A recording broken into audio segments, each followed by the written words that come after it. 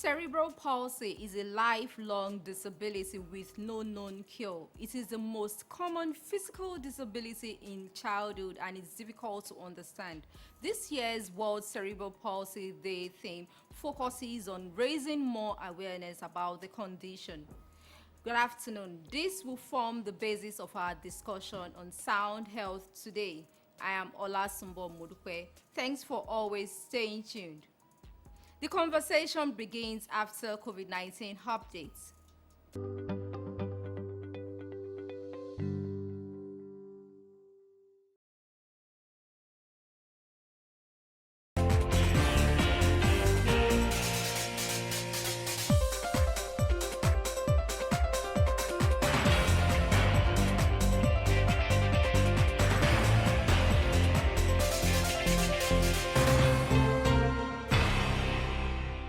The World Health Organization has launched the strategy to achieve global COVID-19 vaccination by mid-2022 to help bring an end to what has become a two-track pandemic. People in poorer countries continue to be at risk, while those in richer countries with high vaccination rates enjoy much greater protection.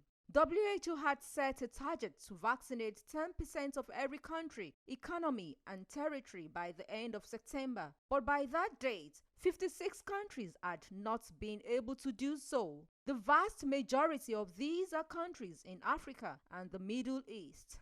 The new strategy outlines a plan for achieving WHO's target to vaccinate 40% of the population of every country by the end of this year and 70% by mid-2022.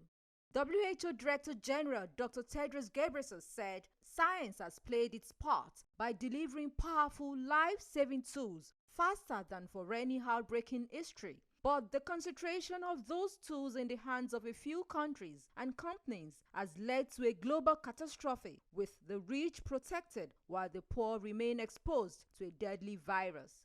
He added that countries can still achieve the targets for this year and next, but it will take a level of political commitment, action, and cooperation beyond what we have seen to date.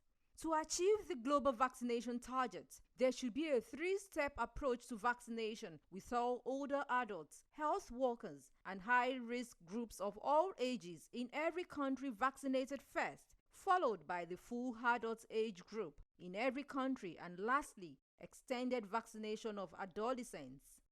The federal government on Friday received 501,600 doses of the AstraZeneca COVID-19 vaccines from the governments of France. The vaccines, which were delivered through the COVAX facility, a vaccine alliance aimed at ensuring equitable distribution of vaccines globally, arrived in Abuja, Nigeria's capital city, on Monday.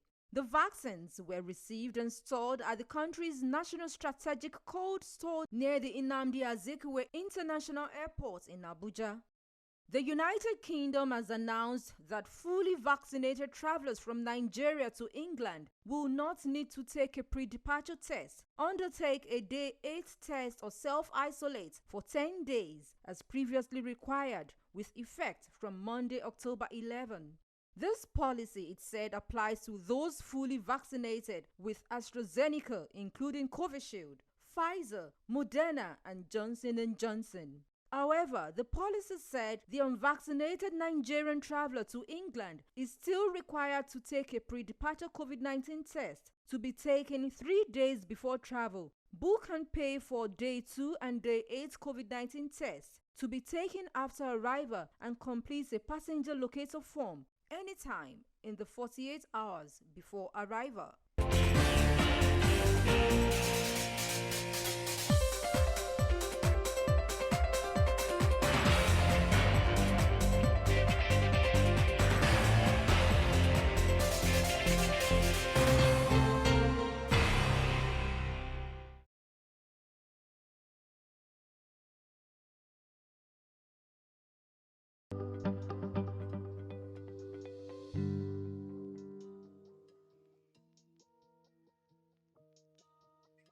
It is still Sound Health on Lagos Television. Giving more insights on cerebral palsy is retired Air Vice Marshal Femi Gbadebo, OFR, founder of Benola's Cerebral Palsy Initiative.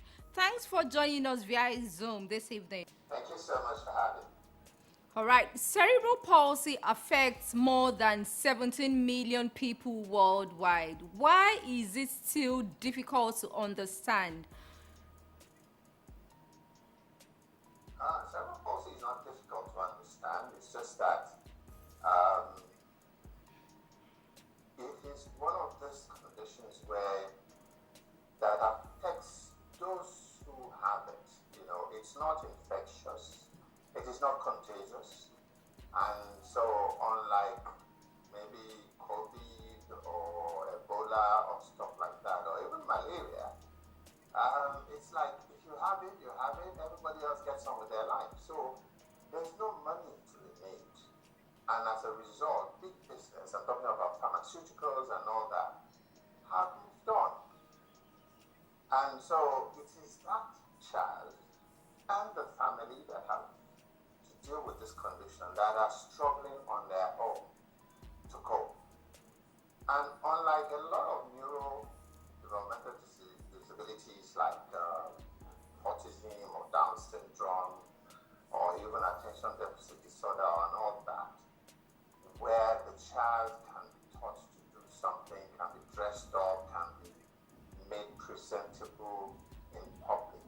A lot of children with cerebral palsy deteriorates, not because the condition is worse, but you see, they lose control of their muscles, they lose control of their tongue, they lose control of so many things. So they salivate, you know, they're always salivating, they are incontinent, that means they don't have control over their bowels in terms of urine and toileting and so on. So unless we get these parents to be properly educated and equipped on how to keep these children neat, healthy, and tidy as they grow older by 5, 6, 7 years old, they're not comfortable to interact with in public. And so a lot of people stigmatize these children. Religion, tradition says, oh, some people say they are snake children. Some people say there are some issues. You can imagine a child that's 10, 20 years old that still doesn't have control of the neck, that is unable to sit like a normal child, that is unable to grab a cup or even drink water and so on. This is the unfortunate situation that we are dealing with cerebral palsy. We are fortunate today that some people have mild cases. There's a lot of awareness now. People are seeing those mild cases, those of them that can walk, those have gone to school, those have gone to university, and those that can speak and so on. But these are just a very tiny number amongst those living with cerebral palsy. The real bad cases are stuck at home, because when a mother tries to take this child to the hospital and she gets rejection at the bus stop, in the buses, and everywhere, and the child is, like I said, about 7, 8 years old, can't walk, the woman has to carry the child, you find that she begins to have back pain, she begins to have all kinds of issues, and so gradually the child is stuck at home. Even members of their families walk away from them, because the idea is that maybe you should go and dump this child somewhere and get on with your life. We deal with parents, and I'll tell you, there are parents with a child that is 14 years old and above, especially when the CP child is their first child. And you find that the husband and wife have not been able to come together in agreement one way or the other to have another child, because they are afraid that they may have another child like that. So there's tension. There are things that we're not discussing. There are, psychological issues, depression. You see, it costs a lot of money to take care of such a child. This condition is the most common childhood disability around the globe. There's a broad lack of knowledge of what it is, and like you said, it is just being touched or felt at the peripheral part now. What is the cause of this condition? Well, I'd say that a large percentage of the children are affected right from the womb. But there are a few of them that, that is for antenatal and certain conditions by the mother. But after they are born, there are some children that suffer jaundice, yellow fever, meningitis, and these conditions, not properly managed, result in brain damage. And this brain damage is what results in the development of the brain, so that motor signals that would tell the hand or the eye. See, the brain for most children with CP is okay, but signals are not being transmitted. It's like when you have electrical short circuit and you are getting light on, shutting on and off and all that. It's not so easy to figure out where this problem is coming from. But at the end of the day, once it has happened, it is said that there is no cure. But management options exist. And like most people say with autism being a spectrum, everything in life is a spectrum. There is no perfect, example of a child with cerebral palsy. It depends on how the child is affected. It can affect the lower limbs. It can affect one side of the body. It can affect all parts of the body, to the extent that even in trying to speak, you can see the child struggling with all the muscles in the face and so on. So it's a difficult thing to do. But in the first year or two, nobody can tell you how badly the child is going to be affected. So it's a question of there is a problem, and we have to continue to follow up with therapy. There's what's called early intervention, where you see the parents are the ones who are with this child 24/7. And we need to give them support in terms of information so that they know what to expect. And then, like I talk about, financial assistance with the kind of medication, the kind of food intake, and most important, toiletries. You understand? Because if the child doesn't have a good dental hygiene, then nobody's going to come around the child. If the parents cannot afford diapers and regular changes or keeping the house clean, nobody wants to come visit that family. And so these are the situations that we must, as a society, from government to private sector, begin to figure out how do we help these people, how do we identify them, and what can we do to educate them and to assist them to better cope with these children. Those of them who get this early intervention will be able to go to school, we're able to do certain things. In fact, I'll tell you, today we have some of them that are married, some have children. There are those who drive cars. There are those who are making a very good career for themselves. And these are the body examples. And so parents with children that are under 3, 4, 5 years old need to be exposed to situations like this, people like this, so that they know that there is hope. They know that the world is not in an end. And then we must encourage them also to consider having 1 or 2 more children. Because the chances that you'll have 2 children with CP is very, very slim. And the beauty of having another child is that that child will end up being a very big helper, both in encouraging the one with CP and in also assisting the parents in managing this child that is affected with cerebral palsy. The picture you just painted now, truly it is a difficult situation. Parents are faced with non-inclusion, high level of suspicion laced with myth, and some of the challenges faced with persons living with the condition. And so I'm going to ask, many individuals and their families still lack access, or not to talk of support. There's limited funding, limited access to education. Now, how do we achieve or change this narrative? It's by talking. It's by raising awareness. It's about celebrating World CP Day. It's about getting those of them who are doing okay to accept their situation and to begin to talk about it. You see, I have a son who's 25 years old. And in the last 12, 13 years, we've been out there with my son. We've talked about him.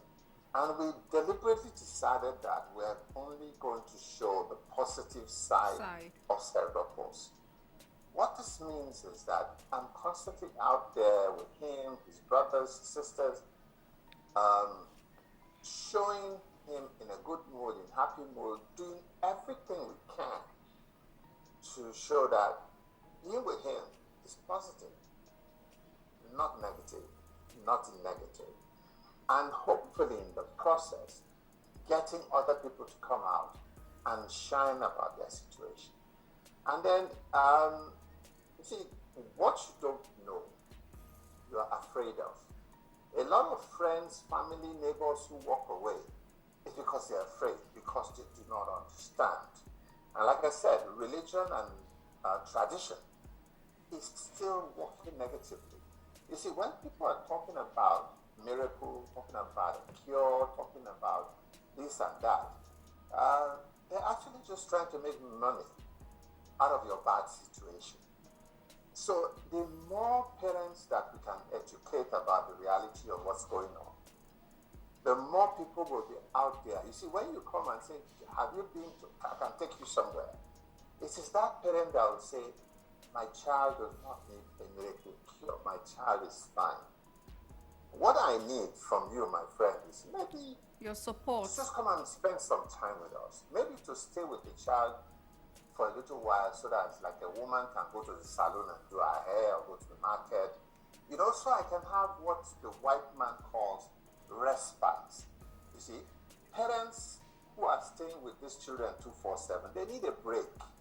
And they also need friends who will say, you know what, I'll talk to somebody to get some diapers, I'll talk to this, I'll do this, I'll talk to my place of worship, I'll talk to my place of work, and so on and so forth. That's why we try to talk to employers of labor and anybody who would listen to understand that that staff of yours that have a special child, what they need is understanding from management so that they can have that extra assistance from management.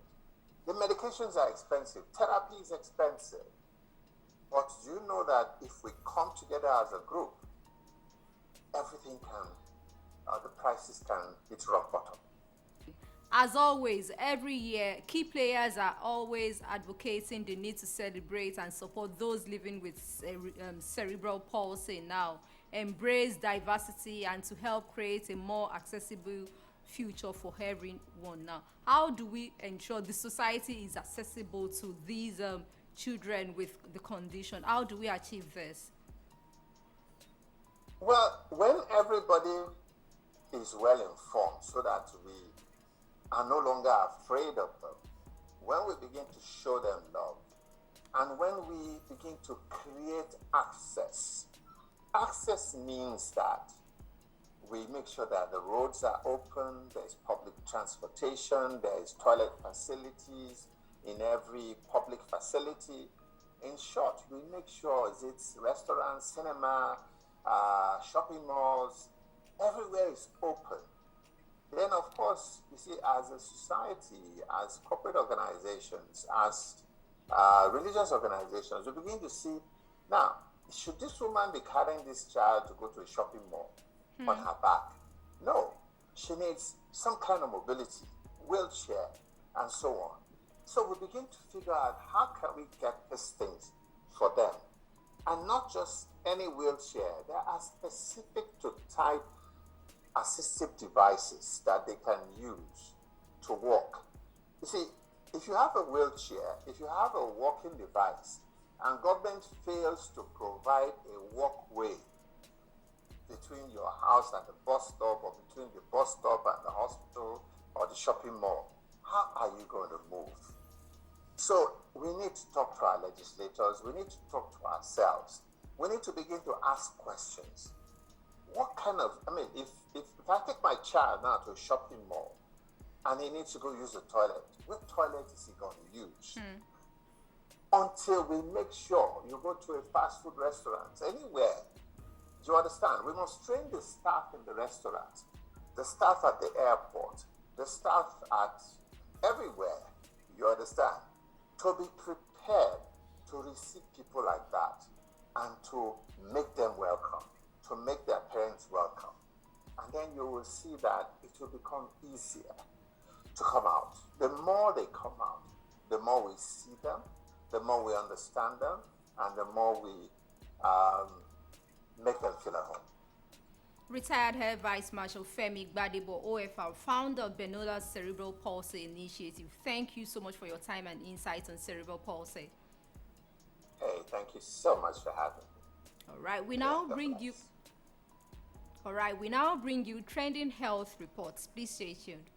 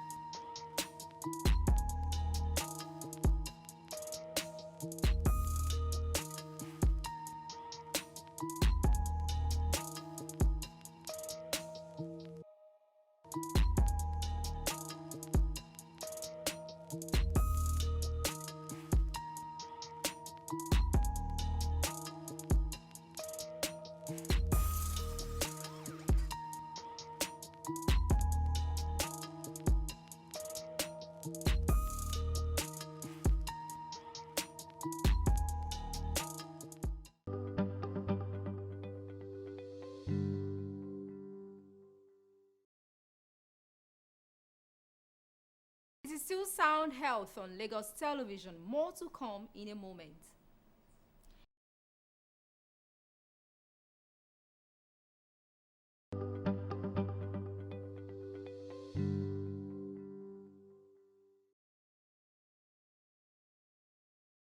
This is where we drop the anchor on today's edition of Sound Health. Whatever you do, show love and care for persons with disabilities. Do not discriminate. They are special. For comments and inquiries, please send SMS to 0035826603 or follow us on social media at LCV Social #SoundHealth. Remember, COVID-19 is not a hoax. Adhere strictly to all precautionary measures. Stay safe always. A sound health is a sound mind. Make healthy living your choice.